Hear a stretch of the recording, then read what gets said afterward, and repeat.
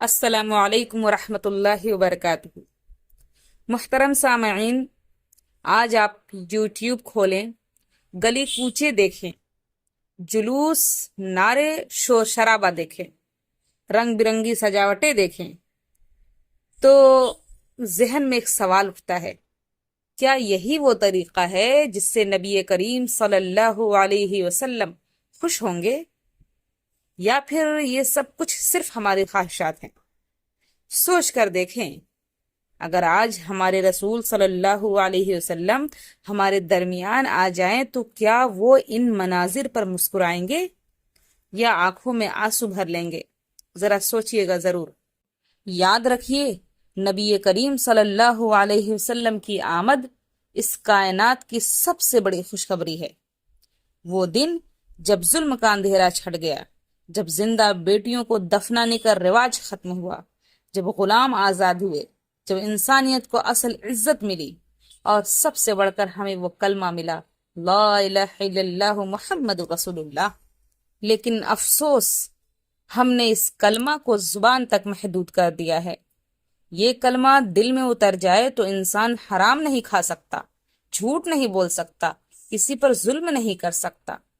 یہ کلمہ وہ روشنی ہے جو قبر میں اجالا کرے گی، یہ وہ طاقت ہے جو پلسرات پر سہارا دے گی۔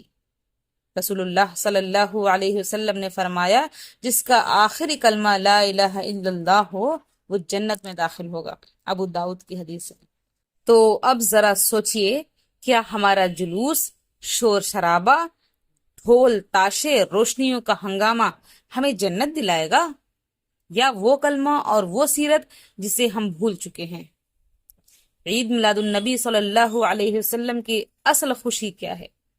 یہ نہیں کہ ایک دن شور کر کے بھول جائیں، اصل خوشی یہ ہے کہ نبی صلی اللہ علیہ وسلم کی سیرت کو اپنی زندگی کا حصہ بنا لیں، اپنے گھروں میں محبت ڈالیں، اپنی زبان کو غیبت اور جھوٹ سے بچائیں، یتیم کے سر پر ہاتھ رکھیں، ماں باپ کی خدمت کریں، نماز قائم کریں۔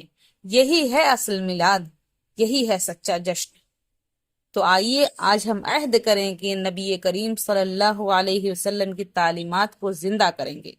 ہم بدعت نہیں بلکہ سنت کے پرچم تلے زندگی گزاریں گے، کیونکہ یہی راستہ ہے جو ہمیں رسول اللہ صلی اللہ علیہ وسلم کی شفاعت تک لے جائے گا۔ اللہ ہمیں آپ صلی اللہ علیہ وسلم کی سچی محبت اور کامل اتباع نصیب کرے، آمین۔ السلام علیکم ورحمۃ اللہ وبرکاتہ۔